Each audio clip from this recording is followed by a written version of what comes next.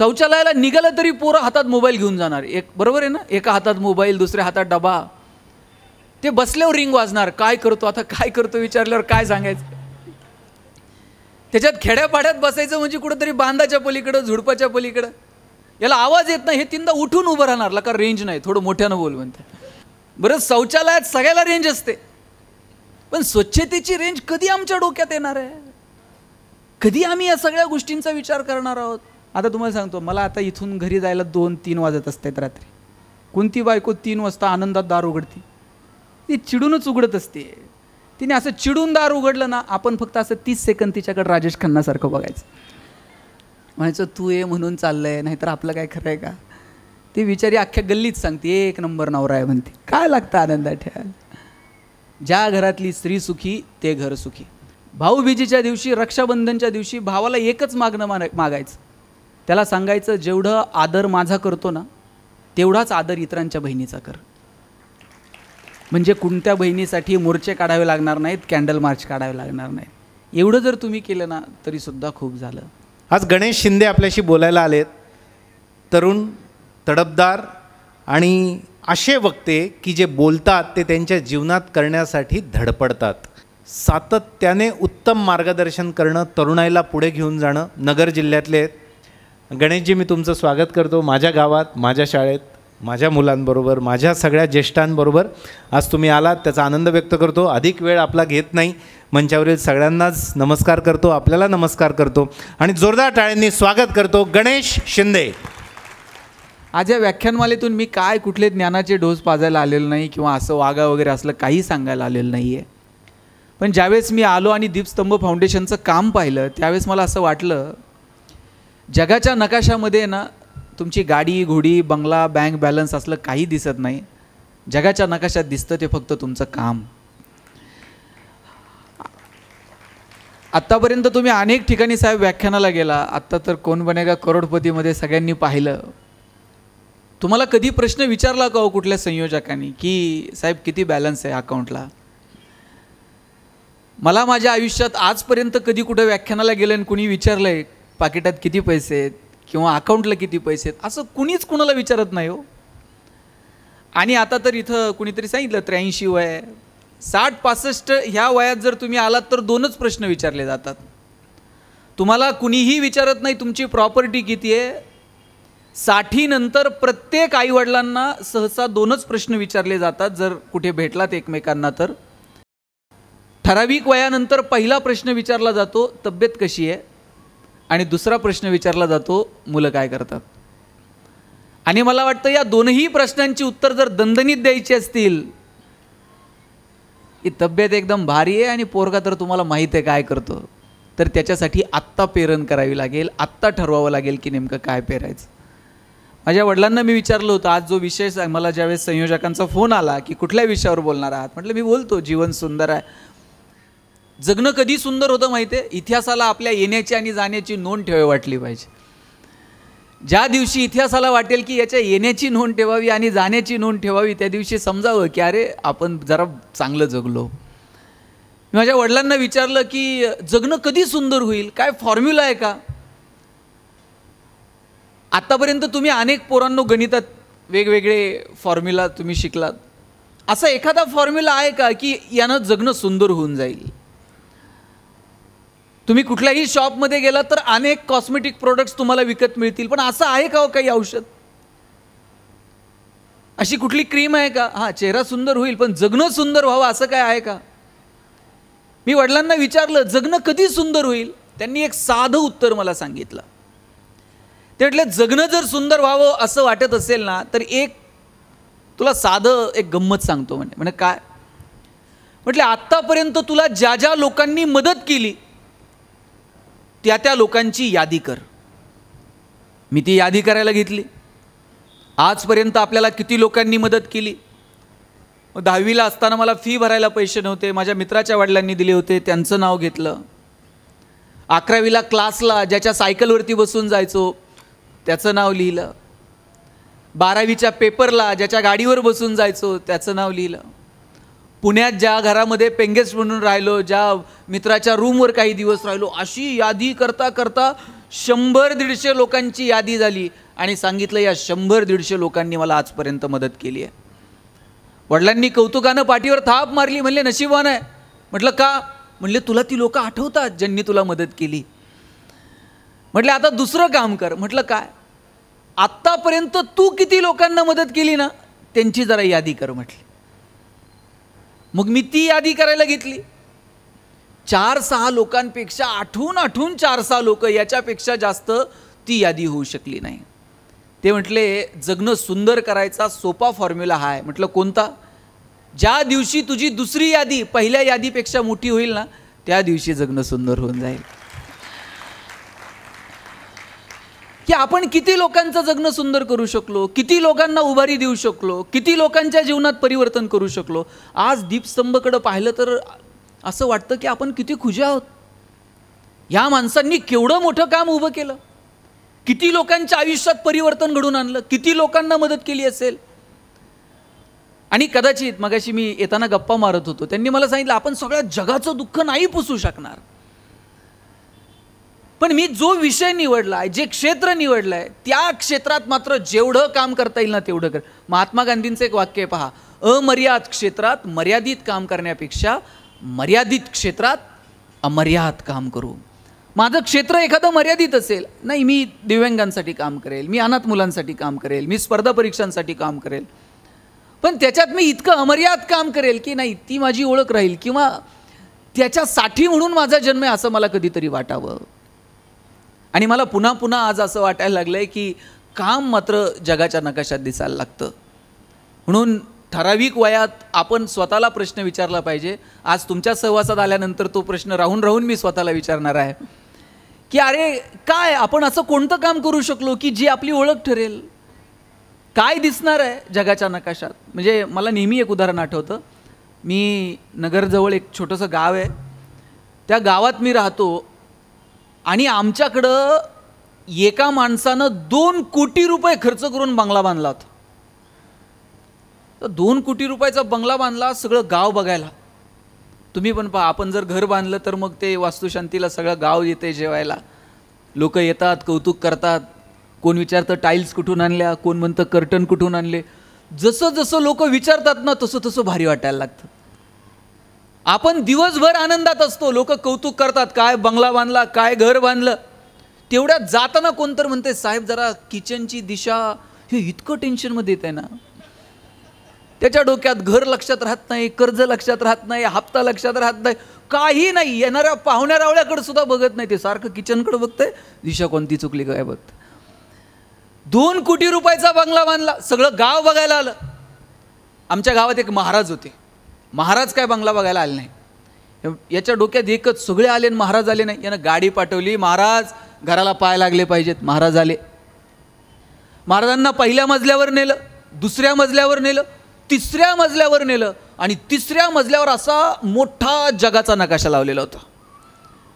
महाराजांनी विचारले हे काय? म्हटलं जगाचा नकाशा. आणि म्हणले यात काय? सगळं आहे म्हटले. म्हणजे यात भारत कुठे आहे? म्हणले महाराज जगाचा नकाशा आहे, भारत हा इथं भारत आहे म्हटले, हा छोटासा. आणि म्हणले महाराष्ट्र, म्हणले अहो जगाच्या नकाशात भारतच एवढा दिसतोय, महाराष्ट्र इथं हा छोटा, इथं हा महाराष्ट्र आहे म्हटलं.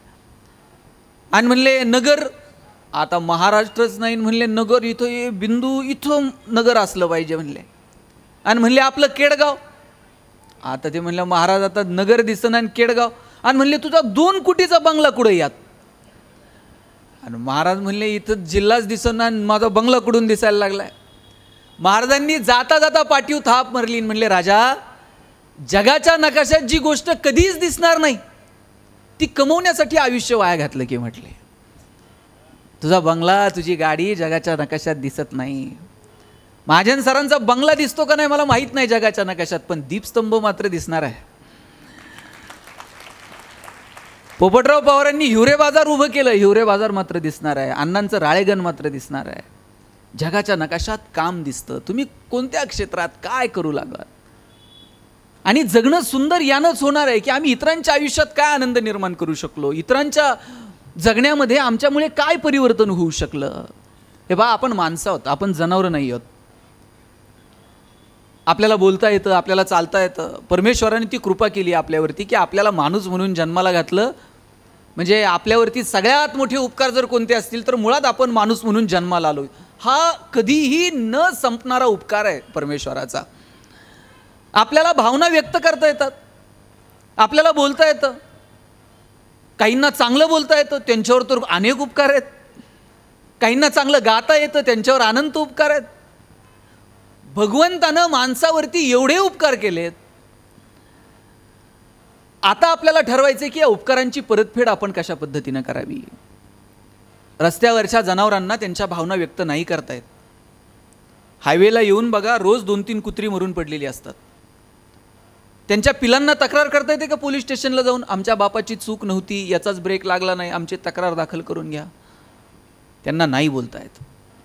धाब्यावरती कोंबड्या घेऊन जातात काही लोक. त्या 2 व्हीलरला अशी काठी बांधलेली असते, त्या कोंबड्या अशा उलट्या बांधलेल्या असतात, त्यांच्या तोंडातून फेस बाहेर पडत असतो, पंख फडफडतात आणि त्यांना धाब्यावर घेऊन जातात. त्यांना कळतं आता शेवटचा प्रवास आहे, पण तक्रार करता येत नाही की आता नीट घेऊन जा. माणसाला तक्रारी करता येतात, या असं चालणार नाही म्हणता येतं. माणसाला आनंद व्यक्त करता येतो, कुणाच्या तरी खांद्यावरती डोकं ठेवून रडता येतं. केवढे उपकार आहेत भगवंताचे की त्यानं व्यक्त होण्याची संधी आपल्याला उपलब्ध करून दिली. मला वाटतं ज्याला व्यक्त होता येतं ना, त्याला आनंदाचे सगळे पैलू हळूहळू सापडायला लागतात. पण दुर्दैवानं व्यक्त होण्याची साधनं वाढली, साधनं वाढत गेली, पण व्यक्त होणं मात्र कमी कमी होत गेलं. त्यातला चांगुलपणा, त्यातला जिव्हाळा, त्यातली संवेदनशीलता, त्यातला ओलावा तो कधी संपला ना हेच कळलं नाही. पोस्टमन यायचा कधीतरी, पोस्टमन जर पत्र घेऊन आला ना सगळ्या घराला आनंद व्हायचा. त्यातल्या ते काही ते एकतर कुणाला तरी वाचता यायचं नाही, मग कोणीतरी ते पोस्टमनलाच वाचायला सांगायचं, मग त्यानं पत्र वाचून दाखवायचं. चांगली बातमी असली की त्याला चहा बी पार जेवून पोस्टमन जात होता. आता पोस्टमनच घराकडे येत नाही, पत्रच येत नाहीत. आता येतात फक्त पोस्टपेडचं बिल किंवा एखादी कर्जाची, भाऊसाहेब कर्जाची थकलेली नोटीस, तेवढी आता पोस्टाने येते. याच्या पलीकडे काय पोस्टमन आणि हा प्रकार फारसा उरलेला नाही. आता सगळं फास्ट आहे, विदिन अ सेकंद जगापर्यंत पोहोचतं. किती सुंदर गॅजेट आहे मोबाईल, हेवा वाटावा असं यंत्र आहे. एका सेकंदात तुम्ही जगापर्यंत पोहोचत होतात. पण त्याचा इतका अतिरेकी वापर झाला की त्यातून भावना बाजूला गेल्या आणि फक्त काहीतरी कृत्रिमपणा त्याच्यामध्ये उरला. आणि तो इतका वाढत गेला की त्याचे परिणाम सामाजिक स्तरावर, कुटुंबाच्या स्तरावरती, सगळ्या स्तरावरती आता जाणवायला लागलेत. म्हणजे एक काळ असा होता, पोरं मैदानावरती दिसायची, आता पोरं मैदानावर नाहीत. इकडून तिकडून पोरं मैदानावरती आलीच तरी ते शेजारी ठेवलेल्या बाकड्यावर बसून मोबाईलवर गेम खेळत आहे. 2-2, 2.5 वर्षाच्या पोरांच्या हातात मोबाईल दिले. बरं ते दिले तर दिलं, बाप इतकं कौतुकानं सांगतंय मला कळत नाही ते त्याला कळतंय म्हणतंय मोबाईलमधलं. आता इथं काही वयस्कर महिला आहेत, मला सांगा आई, पोरगं जर रडायला लागलं तर तुम्ही काय करायचं? तो त्या पोराला जवळ घ्यायचं आणि जवळ घेतल्यावर पोरगं रडणं थांबवत होतं की नाही? का थांबवायचं? ते जवळ घेतल्याबरोबर त्याला जाणवायचं आई आहे. गर्भात असताना त्या लेकरानं पहिल्यांदा काय ऐकले? आईच्या हृदयाचे ठोके ऐकलेत आणि त्याला कळायचं की माझी आई आहे. जवळ घेतल्याबरोबर पोरगं रडणं थांबवत होतं. आता पोरगं रडायला लागल्यावर तुम्ही काय करता? काय? वा वा वा वा, पर्समधनं मोबाईल काढायचा, पोराच्या हातात द्यायचा आणि ते पोरगं इतकं पुढचे ते मोबाईल हातात आल्याबरोबर रडणं थांबवते. आईच्या स्पर्शाची जागा जर मोबाईलच्या स्पर्शानं घेतलेली असेल तर हा कुणाचा पराजय? हा विज्ञान तंत्रज्ञानाचा विजय आहे का मातृत्वाचा पराजय आहे? मला वाटतं हे ठरवण्याची वेळ आली आहे. आनंद हा फक्त साधनांमध्ये नाही आहे, त्याच्या पलीकडे आहे. आम्ही साधनांमध्ये आनंद शोधायला लागलो. माऊली इतकं सुंदर सांगतात, किंबहुना सोये जीव आत्मयाचे लाहे, तेथ जे होय तया नाम सुख. माऊलींनी सांगितलं आत्म्याशी जे संबंधित आहे त्याला सुख म्हणावं. आम्ही साधनांमध्ये सुख शोधायला लागलो. याचा अर्थ साधनं कमवू नये त्या मताचा नाही, साधनं कमवा, पण त्याचा इतका अतिरेकी वापर की ती साधनच जणू आम्हाला साध्य वाटायला लागली आहेत. पाहुणे जर घरात आले तर आई चहा घेऊन जायची. चहा हातात आल्यानंतर पाहुणा विचारायचा, पाऊस पाणी बरं आहे का, पीक पाणी कसं आहे, गणेश तू कितवीला आहे, कावेरी तू काय करते. घरात आल्यावर पाहुणा बोलत होता, आई चहा पाणी करत होती, स्वयंपाक खोलीत जाऊन जेवायला जेवून जा असं सांगत होती. हा एकमेकांशी संवाद होता. आता तुम्ही बघा, घरात पाहुणा आला आणि आई चहाचा कप घेऊन गेली, ते पाहुणा असलं विचारतच नाही पाऊस आहे का आणि पाणी आहे का. ते आल्याबरोबर विचारतंय, तुमच्याकडं छोट्या पिनचा चार्जर आहे का. ते इतकं अस्वस्थ आहे. आणि त्याच्या अस्वस्थतेचं कारण काय, त्याच्या मोबाईलची बॅटरी लो आहे. मोबाईलची बॅटरी लो असणं हे जर आमच्या अस्वस्थतेचं कारण असेल तर आम्ही किती फंटूस आयुष्य जगतोय. संध्याकाळी झोपताना सुद्धा चार्जरची जागा कुठे ते बघून आम्ही झोपायची जागा निवडतो. आमचा संवाद रात्री सुरू होतो, पार ते स्टेटस आणि डीपी इतका झूम करून बघतात ना, बरं ते बाहेर येत नाही. म्हणजे त्याचा किती वापर कुठल्या कारणांसाठी. आता स्वच्छता, मी नवळे साहेबांना विचारलं, तुम्ही होतात का स्वच्छ सर्वेक्षणमध्ये, आणि नगराध्यक्ष साहेबांनी सांगितलं की आम्ही 3 स्टार कॅटेगरीमध्ये आलो आहे. दिल्लीला आता बहुमानही झाला. आम्ही त्या स्वच्छता अभियानासाठी इतके फिरलो, गावोगावी फिरायचो, लोकांना सांगायचो. मोबाईलवरून विषय निघाला म्हणून सांगतो, आम्ही कॉलेजला होतो, आम्ही गावात जाऊन खराट्यानं गावं झाडून घ्यायचो. गावातले लोक असे कमरेवर हात देऊन उभे राहायचे, म्हणजे पोरांनो जरा इकडून घ्या. आम्ही ते शौचालयाचे खड्डे खांदायचो, लोक अजून 2 फूट खाली, अरे अजून 2 फूट कशाला, त्या 2.5 फुटाचाच लागतो, त्याच्या खाली विष्ठेचं विघटन करणारे बॅक्टेरिया, हे आम्ही सांगायचो त्यांना. पण नाही, ते तुम्ही आलायत ना, जसं उक्त घेतलंय तुम्ही ते करा. आणि 10-10, 15-15 हजार रुपयांचे मोबाईल लोकांच्या हातात असायचे, पण ते शौचालय बांधायचे नाही. म्हणजे इतकी वाईट अवस्था असायची. शौचालयाला निघालं तरी पोरं हातात मोबाईल घेऊन जाणार. एक बरोबर आहे ना, एका हातात मोबाईल, दुसऱ्या हातात डबा. ते बसल्यावर रिंग वाजणार, काय करतो आता, काय करतो विचारल्यावर काय सांगायचं. त्याच्यात खेड्यापाड्यात बसायचं म्हणजे कुठंतरी बांधाच्या पलीकडं, झुडपाच्या पलीकडं. याला आवाज येत नाही, हे 3दा उठून उभं राहणार, ला का रेंज नाही, थोडं मोठ्यानं बोल म्हणते. बरं, शौचालयात सगळ्याला रेंज असते, पण स्वच्छतेची रेंज कधी आमच्या डोक्यात येणार आहे. कधी आम्ही या सगळ्या गोष्टींचा विचार करणार आहोत. कधी आम्ही आमच्या मुलाबाळांसोबत संवाद साधणार आहोत. कधी आम्ही त्यांच्यासोबत प्रामाणिकपणे बोलणार आहोत. नुसती संवादाची साधनं वाढून उपयोग नाही, त्यांच्याबरोबरचा संवाद आम्हाला साधता येईल का, त्याच्यासाठी मुळात आमच्याकडे वेळ आहे का. आमच्या मुलांसोबत बोलायला वेळ आहे का. मी स्वतःला नशिबवान समजतो, मला 12 वर्ष माझ्या आजोबांचा सहवास लाभला. छोटं घर होतं आमचं पत्र्याचं. आई वडील बहीण भाऊ आजोबा आम्ही सगळे त्या 2 खोल्यात राहायचो. माझे वडील माझ्या आजोबा आणि मी, आजोबा असे क्वार्टर झोपायचे, मी खाली झोपायचो. आम्ही रात्र दोघं एकमेकांशी गप्पा मारायचो. मी जर काही सांगायला लागलो तर आजोबा म्हणायचे, अरे तू काय सांगतो, याच्यावर ज्ञानोबा असं म्हणतात, याच्यावर तुकोबा असं म्हणतात. आजोबांसोबत संवाद साधायला मिळाला. आताच्या पिढीमध्ये कितीतरी कुटुंबांमध्ये, अजून खेड्यापाड्यात बरं आहे हो, कितीतरी शहरांमधल्या कुटुंबांमध्ये आजी आजोबाच उरले नाहीत. ज्या आजी आजोबांनी राम कृष्ण ज्ञानोबा तुकोबा समजावून सांगावे, ते आजी आजोबा बघायला मिळत नाहीत. इकडून तिकडून जिकडे शिल्लक आहेत त्यांना रामकृष्ण आठवत नाही. नातू जर म्हणला गोष्ट सांग तर आजोबा म्हणतात, एक होता राजा, त्याच्या 2 राण्या. आता आज्यानं असं सांगितल्यावर पोरग तेच करतंय, 1 राजा 2 राण्या. कॉलेजला गेल्यावर त्यातली एक आवडती, दुसरी नावडती. काय पेरायचं ठरवलंय हो.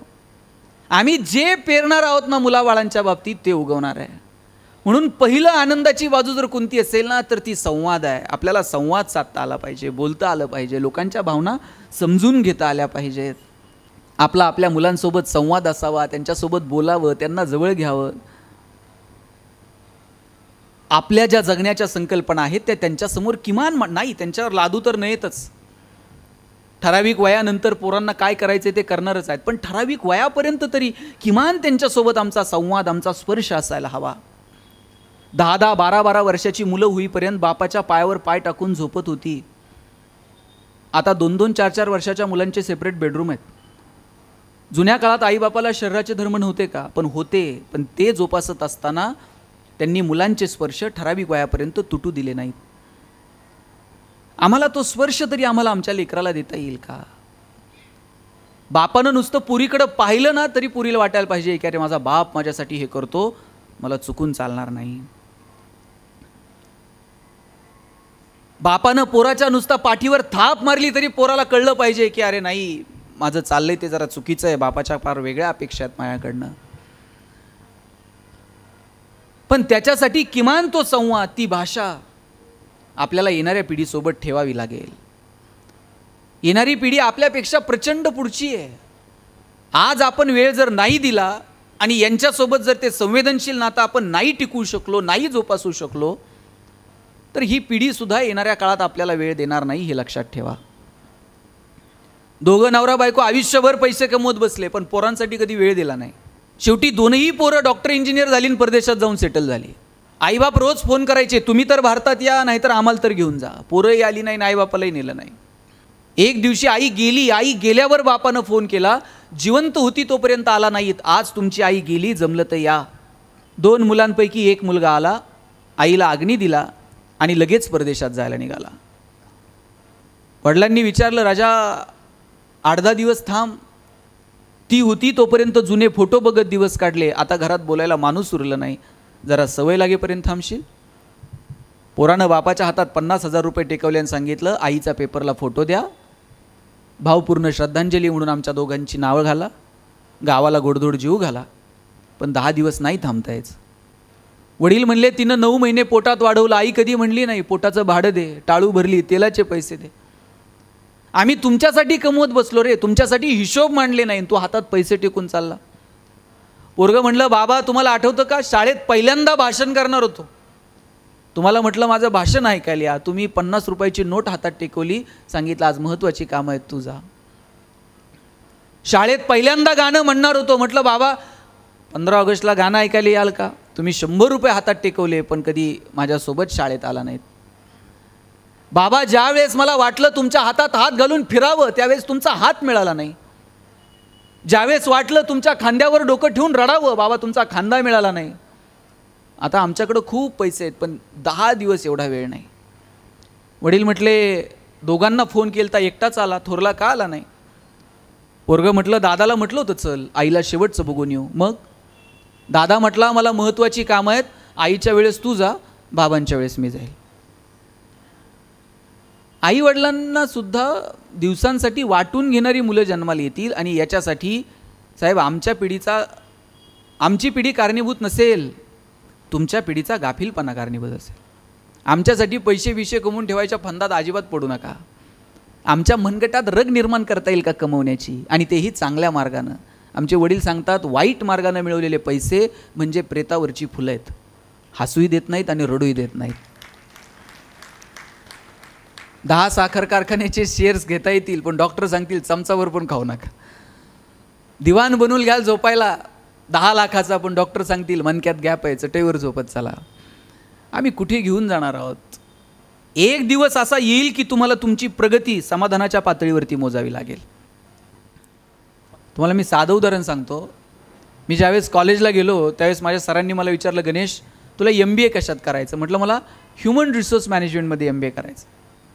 वर्गात ते प्रत्येकाला विचारायचे, कोण MBA कशात करणार. आमच्या वर्गात एक बोबडं बोलणारं पोरग होतं. मुलांना तुमच्यासाठी सांगतो, तुम्हाला वाटतं मला बोलता येत नाही, मला हे करता येत, असले न्यूनगंड मनात ठेवायचे नाही. मी गरीब कुटुंबात जन्माला आलो, मला ह्या सुविधा नाहीत, असलं काही नसतं जगात. सुख दुःख हे सगळं आपल्या आपल्या भोवती फिरत असतं. त्या कोशातून ज्यांना बाहेर पडता येतं ना, त्यांचं जगणं समृद्ध होतं. त्या पोराला बोबडं बोलायचं, नीट बोलता यायचं नाही. त्याला विचारलं MBA कशात करणार. पोराने ठणकून सांगितलं, मार्केटिंगमध्ये MBA करणार. म्हटलं सर, म्हटले र बोलता येईन तू मार्केटिंग, तुझं बॅकग्राऊंड कॉमर्स आहे, फायनान्समध्ये कर. पोरग वर्गात उठून उभं राहिला, म्हणला चल कलनाल तर मार्केटिंगमध्ये MBA कलनाल, नाही तर शिकणार नाही. म्हटलं सर म्हणले तुला काय करायचं आहे ते कर, परीक्षा घेऊयात आणि शोधूयात कुणामध्ये मार्केटिंगचं टॅलेंट आहे.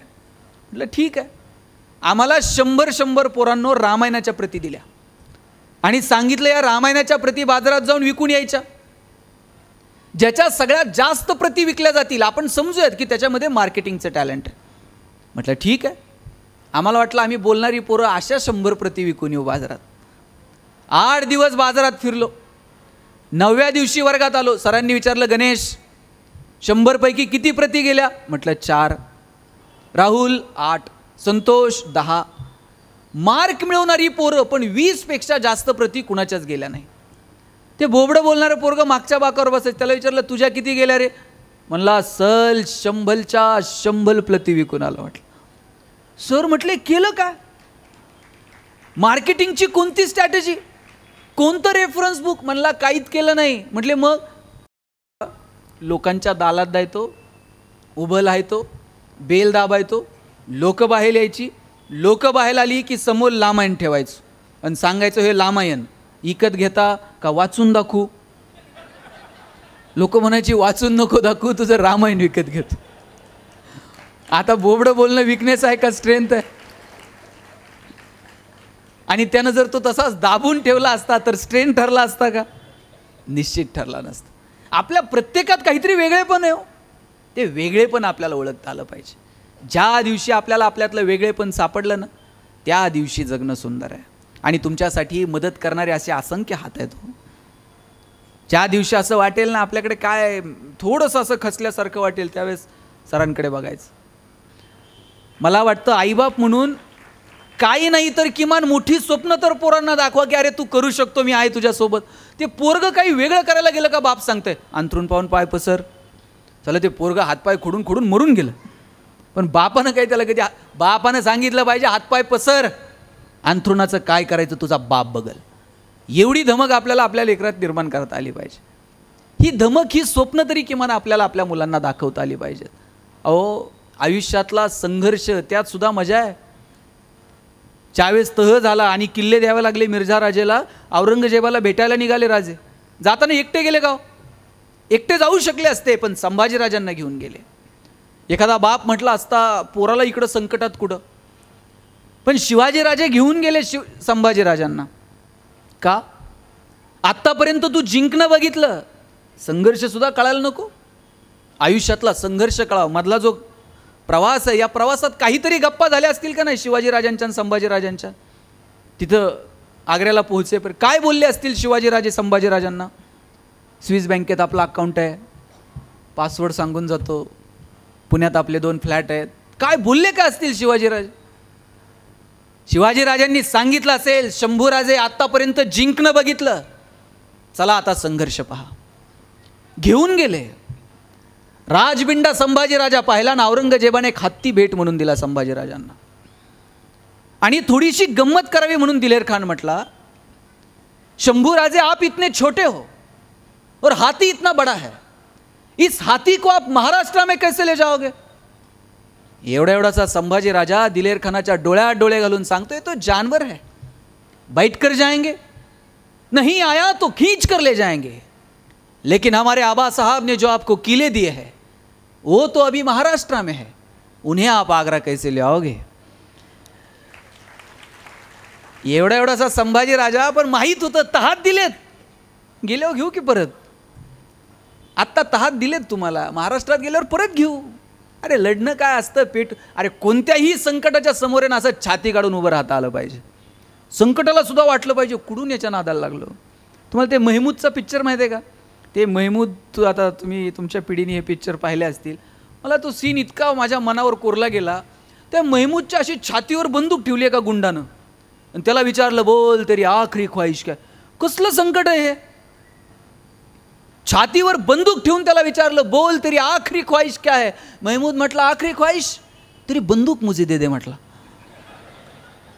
अरे कसलं भन्नाट आहे. असं संकटाच्या सुद्धा डोळ्यात डोळे घालून मिश्किलपणे कधीतरी बघता आलं पाहिजे. संकट सगळ्यांच्या वाट्याला आहेत, त्यातले गमतीचे प्रसंग शोधा. हे आयुष्य परत नाही. आणि देव किती सुंदर वागलाय हो तुमच्या माझ्यासोबत. जन्म लेण्याची बातमी 9 महिने आधी सांगताय, कोणतरी येणार आहे, तयारीला लागा, कुणीतरी येणार आहे, कुणीतरी येणार आहे. 9 महिने आधी संकेत येतात की जन्माला येणार आहे. जायचं 2 मिनिट पण आधी सांगत नाही. आणि जायचा जर मेल आधी पाठवला असताना देवानं, आटपून घ्या, लोक मेल आल्याबरोबर गेली असती. अरे काय म्हणले असते. काल एक जणाला विचारलं, ते ससा कासवाची गोष्ट माहिती आहे का पुरींनो तुम्हाला? ससा कासवाच्या गोष्टीत कोण जिंकलं? कासव जिंकलं. कासव जिंकलं. मी पोरांना विचारलं या गोष्टीतनं काय शिकलात? ते म्हटलं काय शिकलात म्हणजे काय, रेस हारली तरी चालेल पण दुपारची झोप झाली पाहिजे. म्हटलं तुम्ही माहिती आणि ज्ञानात गफलत करू नका. आम्हाला काय मिळवायचं आहे, काय कुठे घेऊन जा. 2 मार्क पोरांनो कमी पडले एखाद्या विषयात तरी चालेल, याचा अर्थ कमी पाडू नका, पण पडले तरी हरकत नाही. पण आम्हाला समाज कळतो का, समाजातले प्रश्न कळतात का, आम्हाला देश कळतो का, आम्हाला निसर्ग कळतो का, आम्हाला समाज कळतो का, या दृष्टीनं थोडा विचार व्हायला हवा. डॉक्टर होतील हो, पण समाजाची नाडी कळेल असे डॉक्टर आम्हाला निर्माण करता येतील का? अभियंते येतील हो, पण समाज अभियंते आम्हाला निर्माण करता येतील का? अधिकारी होतील, परंतु आम्ही कशासाठी अधिकारात आहोत असं कळणारे अधिकारी येतील का? म्हणजे नेवाळे साहेब, अजूनही तलाट्याकडे जायचं असेल तर आमचा शेतकरी घाबरत जातो. भाऊसाहेबाचा मूड नीट असेल का? हा नोकरशाहीचा सगळ्यात मोठा पराजय आहे की आमच्याकडे येताना लोकांना भीती वाटावी. जोपर्यंत ते असे बिनधास्त आमच्याकडे येत नाही, साहेब एवढं काम आहे, तोपर्यंत नोकरशाहीचा विजय नाही. असे देशप्रेमानं समाज हितासाठी ओतप्रोत भरलेले अधिकारी आम्हाला घडवता येतील का? मला वाटतं ही खरं तर आजच्या समस्या आहेत. त्याच्यासाठी येणाऱ्या काळात आपल्याला काम करता येईल का? मला वाटतं याचा विचार व्हायला हवा. म्हणून मला आपल्या सगळ्यांसोबत आज या व्याख्यानमालेच्या निमित्तानं फक्त 1-2 विषयांना स्पर्श करून मी थांबेल. निसर्ग, समाज आणि अर्थकारण हे जे 3 मुद्दे आहेत याच्यावरती वारंवार चर्चा व्हायला हवी, याच्यावरती काम व्हायला हवं. कोरोनाच्या काळात 2 वर्षात आपल्याला आपण किती शूद्र आहोत हे कळालं. आणि निसर्गानं याच्या अगोदर अनेकदा आपल्याला चाहूल दिलेली आहे की बाबा थांब जरा आटोक्यात घे. निसर्गाला किती ओरबडावं. नेपोलियननं तिकडे युरोप जिंकला, जाताना लाखो सैन्य घेऊन गेला. शस्त्रांच्या जोरावरती नेपोलियनला युरोप जिंकता आला, पण युरोप जिंकल्यानंतर तिथं पिवळ्या तापाची साथ आली आणि त्याच्यात त्याचं सैन्य स्वतःला टिकू शकलं नाही. मोजकं सैन्य परत घेऊन नेपोलियनला परत मायदेशी परतावं लागलं. शस्त्रांच्या जोरावरती युरोप जिंकता आला, पण साध्या पिवळ्या तापाच्या साथीसमोर त्याचं सैन्य टिकाव धरू शकलं नाही. निसर्ग शस्त्रांच्या जोरावरती जिंकता येणार नाही. चीनमध्ये मिंग राजवट होती, तिथं पण अशीच साथ आली. आजूबाजूच्या टोळ्यांनी आक्रमणं केली, सगळी मिंग राजवट उद्ध्वस्त करून टाकली. दक्षिण आफ्रिकेमध्ये जनावरांचा प्लेग आला, सगळी जनावरं मरून गेली. जनावरांवरती आधारित उद्योग व्यवसाय सगळे लयाला गेले. वेळोवेळी माणसाला जाणीव करून दिली आहे निसर्गानं, बाबा निसर्गाकडे जरा बघ, 2 झाडं लाव नाही ती वाढव बाबा, पाण्याचं नियोजन कर, थेंब थेंब त्याचा वापर नीट कर. आम्ही लहान होतो पोरांनो तुमच्यासारखे, असं गुडघ्यानं पाय टिकून जनावरासारखं आम्ही नदीवरती पाणी पिलेलं मला आठवतंय. तुम्ही तर पाहिलंच असेल. मला आठवतंय मी असं गुडघे टेकून जनावरासारखं पाणी पिलेलं आहे. आज पॅक बॉटलमधलं पाणी 10 वेळा माणूस विचार करतोय पिऊ का नको, नीट असेल का नाही. कुठे घेऊन चाललोय आम्ही निसर्गाला.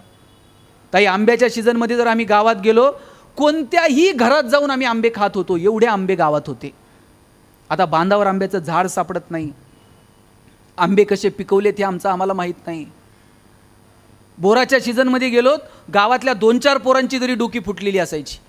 हे बोराला दगड मारतंय, डोक्यात दगड पडतोय, डोकं फुटतंय. जांभळाच्या सीझनमध्ये 4-5 पोरांचे तरी हात मोडलेले असायचे गावात. जांभळा वर चढतंय, ते लाकूड कमकुत असतं जांभळाचं, खाली पडतंय. निसर्ग भरभरून देत होता. आज आम्ही निसर्गाकडं पाहायला वेळ नाही हो. पोरांनो निसर्ग समजून घेतला पाहिजे. ज्ञानोबा तुकोबांना निसर्ग कळाला, तो आजही आम्हाला का कळाला नाही. समाज व्यवस्था आजही आम्ही एकमेकांना जातीच्या धर्माच्या चष्म्यातनं पाहायला लागलो. या सगळ्यांच्या पलीकडे जाऊन माणूस म्हणून जगता येईल का? आणि त्याच्यानंतर जर काय असेल तर ते अर्थकारण. पोरींनो स्वतःच्या पायावर उभं राहा. 2 रुपये कमवायची ताकद तुमच्यामध्ये असली पाहिजे. उद्या काहीतरी उद्योगात जाल, व्यवसायात जाल, 2-4 हजार कर्मचारी तुमच्या कंपनीत कामाला असतील. असं ज्या वेळेस मस्तपैकी गाडीवर याल ना, गाडीत याल ना, ते सॅल्यूट मारते बघा गेटवरचा. आणि मग एखाद दिवशी येताना तुम्ही तुमच्या आईला घेऊन यायचं. ते गेटवरचं असं सॅल्यूट मारताना काय आनंद असेल तुमच्या आईच्या चेहऱ्यावर, मला खरं सांगा. मग का बरं आपण आपल्या आयुष्यात कष्ट करू नयेत? का आपण मोठं होऊ नयेत? आणि पोरांनो तुम्ही सुद्धा लक्षात ठेवा, तुमच्यापेक्षा प्रत्येक क्षेत्रात आज पोरी पुढे आहेत.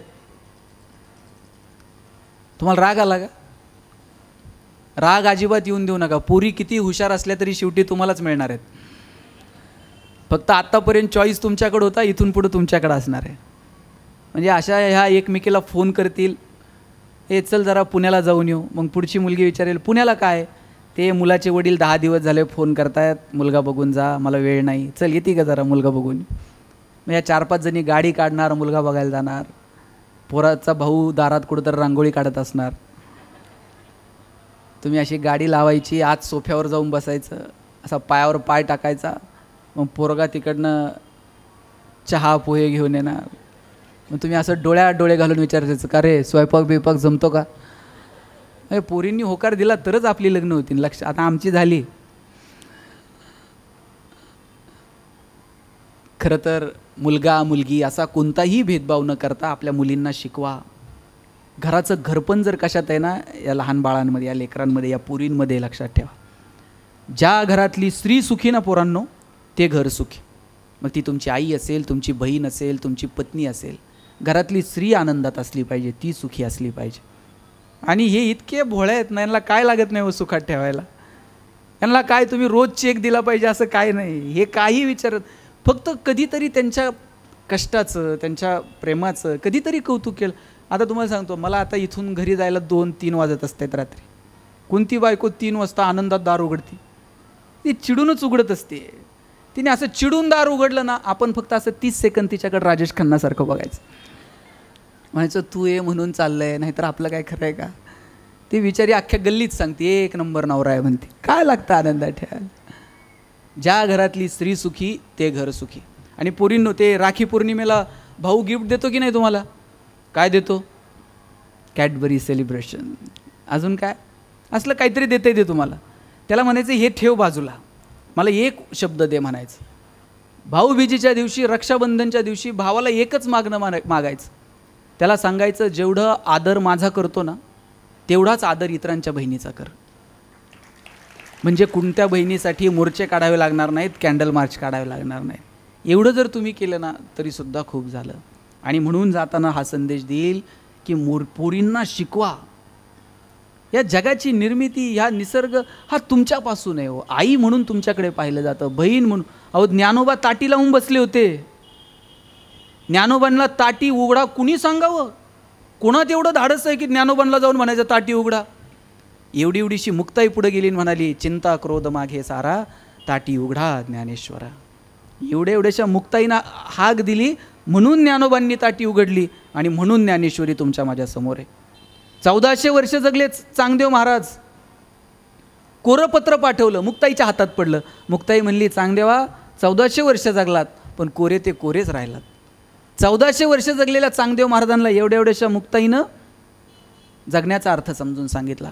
मगाशी महाजन सरांनी नमस्कार केला आणि तुमच्याकडून प्रतिनमस्कार आला नाही.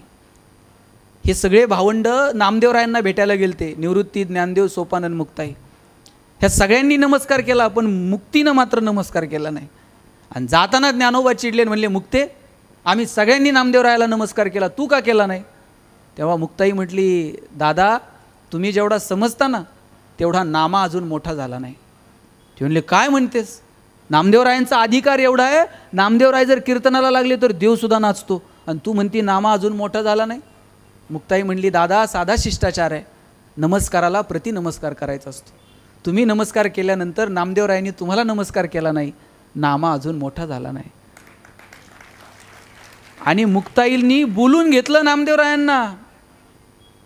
आळंदीला या म्हणले आमच्या सिद्धेश्वरांनी बोलवले. आणि मग गोरोबा काकांनी डोक्यात धापटणं मारून सगळ्यांची परीक्षा घेतली, सगळ्यांच्या डोक्यात मारलं. नामदेवरायांच्या मारायला लागले. नामदेवराय म्हणले मारू नको. म्हणले हे कच्चं मडकं आहे, हे पक्क करावं लागेल, गुरु करावा लागेल. गुरुनी मार्ग दाखवला.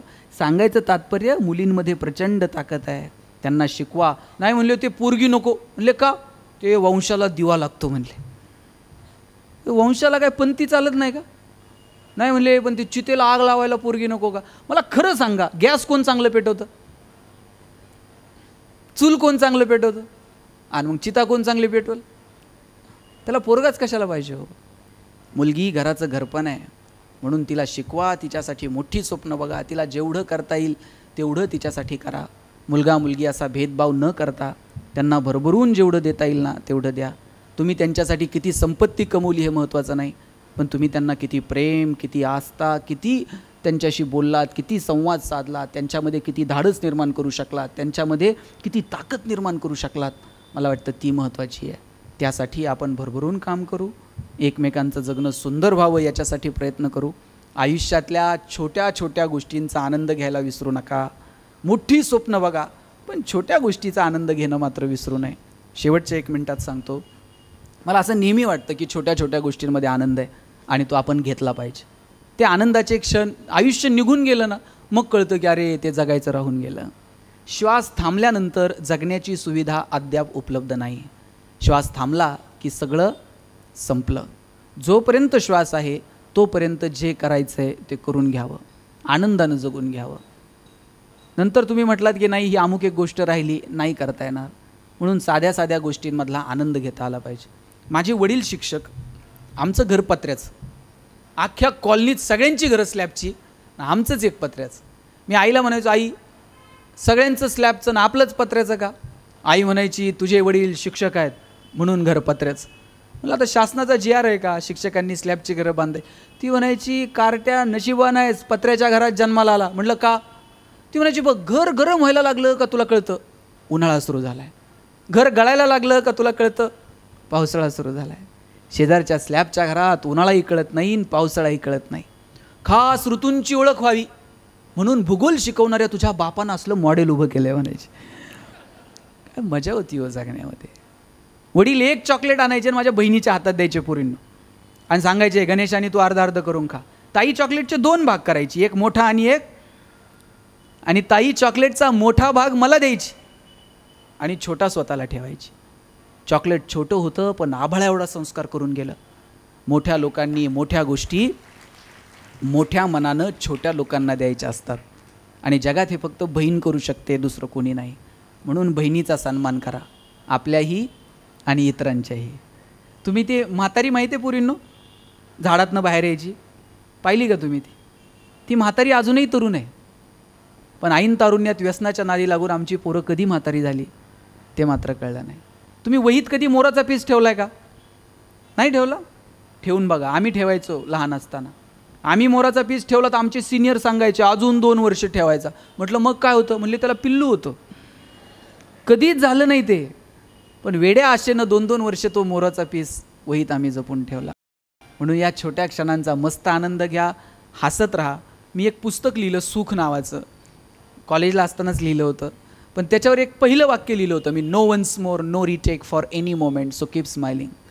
आयुष्याच्या चित्रपटाला रिटेक नाही, आयुष्याच्या गाण्याला वन्स मोर नाही. तुम्हाला वाटलं माझं भाषण पुढं ढकलावं, ढकलता येणार नाही. घरी गेल्यानंतर वाटलं परत ऐकावं, परत ऐकता येणार नाही. आयुष्याचा कोणताही क्षण पुढं ढकलता येत नाही आणि कोणताही क्षण रिव्हर्स करून बघता येत नाही. म्हणून मस्त जगा, हसत राहा. मी आल्यापासून 2-3 बघतोय हसलेच नाहीत ते हसावं वाटलं तरी शेजारच्याकडे बघणार, तो हसतोय का?